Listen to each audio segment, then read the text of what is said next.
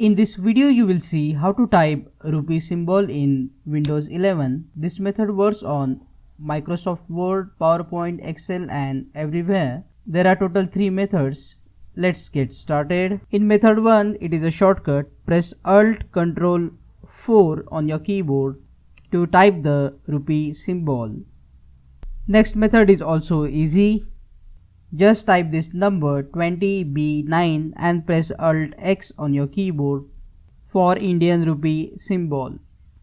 And if no method works for you, then you just go to the browser, type rupee symbol and you will see this rupee symbol. You can just copy the symbol and paste the symbol anywhere inside the document, Word, PowerPoint, anywhere you can copy the symbol. Click on that like button to tell YouTube this video is useful, and don't forget to subscribe and press bell icon to receive more tips and tricks quickly like these.